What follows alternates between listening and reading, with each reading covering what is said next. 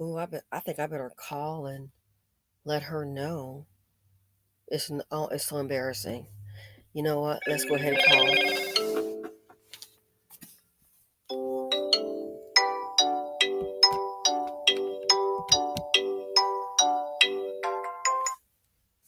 Hello.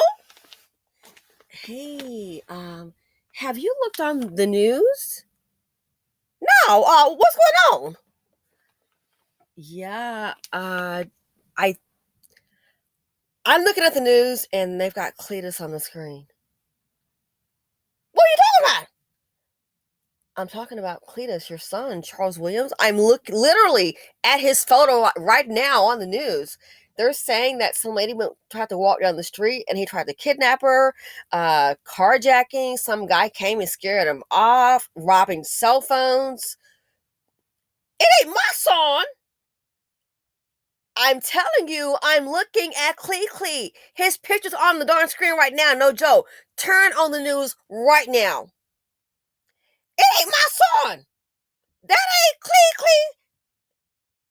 I see his picture. Charles Williams. I'm just trying to tell you before you get embarrassed and nobody else tell you. I'm looking at it right now. Just turn on the news, okay? I'm just trying to prepare you. That ain't my son. CleeClee wasn't doing like this. Charles, he don't get down like that. Now, he got some bumps and bruises, but he don't be trying to kidnap no woman and stealing. I raised him in a Christian home. Not my son. He ain't never done nothing. Okay, I don't want to argue, but just turn on the news and hold on. Okay, here we go. Man is locked up on nearly a $500,000 bond, accused of robbing a man at gunpoint and trying to kidnap a woman off an East Memphis street. 21-year-old Charles Williams is facing a slew of charges. WREG's Melissa Moon is live outside the Shelby County Jail with more on what police are saying about the crimes. Melissa? Well, Williams is charged with several counts of robbery. He's also charged with kidnapping and evading arrest. We talked to one witness who ended up rescuing one of those victims. An East Memphis neighborhood on edge after a woman was nearly kidnapped during a morning walk. I work from home, and it just never occurred to me that something like this could happen at 10 o'clock in the morning. Police say the victim was on Alexander Street, just north of Central, when a man jumped out of a car, pointed a gun at her, demanded money, and tried to pull her inside the vehicle. I was working from home and I heard somebody yelling, "Help, help, help." This neighbor on Alexander, who didn't want to be identified, says after he heard the woman's cries for help, he ran outside and was able to scare off the attacker. I started yelling at him, and I guess it was enough to make him let her go. And she came to me and was obviously very distraught. Police say 21-year-old Charles Williams was on a crime spree when he tried to grab the woman. They say 2 days earlier, he took this Nissan at gunpoint from a man at an apartment complex on Southern in the middle of the afternoon. The man showed us the car but didn't want to talk. Police say they found it and Williams about a half mile from where the woman was attacked. They say he wrecked it trying to get away. People in the victim's neighborhood are relieved he was caught. It's really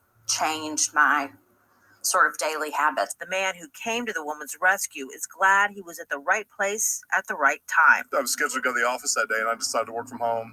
So I do feel fortunate that I was here to do something. Wow. It wasn't much, but it was enough to make him let her go. Yeah. Police say Williams took that woman's cell phone. The other victim we talked to says he also took his phone as well as his debit card and forced him to give him his PIN. In downtown Memphis, Melissa. Did you see that? It's him. It's CleeClee. So you might be getting a call from jail. I guess a collect call from jail. Yeah, I got one, but I didn't accept it, and it was him. So listen, I'm gonna let you go. You might have to, just kind of, accept what is and go on with your life. But he got himself locked up. Not my son. It's a mistake. They lied on him, not my son, because he ain't never done nothing.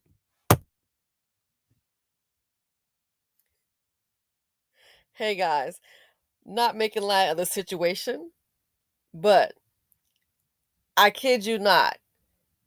Some of these stories, it's so sad and depressing. And if you do them back to back to back to bring awareness, it's like, man, that can kind of dampen your mood. So I have to add a little humor. But here's the thing, that's the reality. Here he is, Charles Williams.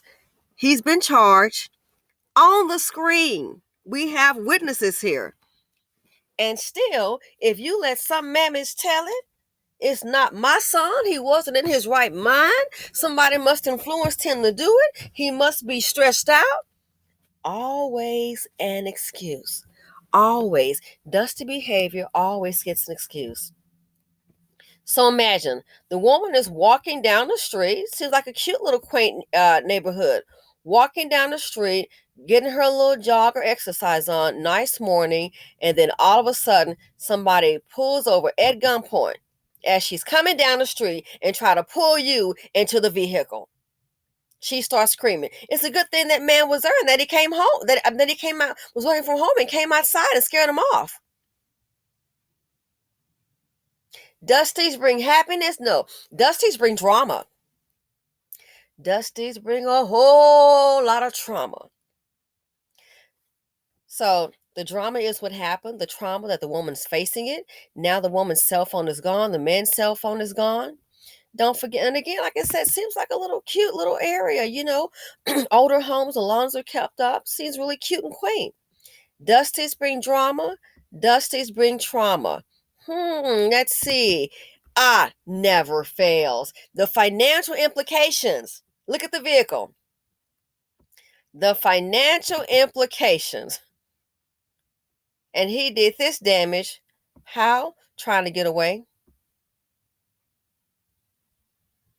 The financial implications is too much dust in the nation. Then the dust bucket has the audacity, takes the woman's phone, takes the man's phone, gets the man's PIN card and for his ATM card and forces him to give him the PIN number. Financial implication, got to get a new phone. Information is sometimes in the phone, and he might try to sell it. The financial implications is too much dust in the nation. Where there is a dust bucket, guaranteed drama and trauma. How would you sleep at night, somebody trying to pull up to you and force you into a car as you're going for your walk? I think about that lady yesterday who was getting gasoline. 3 kids in the car. Dusty gonna pull up, rob her. Luckily, she only put in 4 cents and the car stalled out. Taking her a nice little quiet walk in the neighborhood. Pulls up with a gun and tries to force her inside. And once you're in the car, it's pretty much a wrap.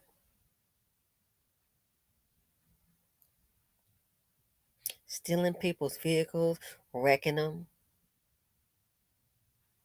Now you're scared to rearrange. Even if you have more than one car, got to get the car towed, call the insurance company. Heaven forbid, some people, you don't know what their financial situation is. They could be sitting on, maybe just have liability only. So that'll be out-of-pocket expense. Like most people have thousands of dollars just lying around. You see what I mean? Dusty bring drama, dusty bring trauma. The financial implications, it is too much dust in the nation. So yeah, we need some prison reform. It's too many of them in there. Well, here's my issue.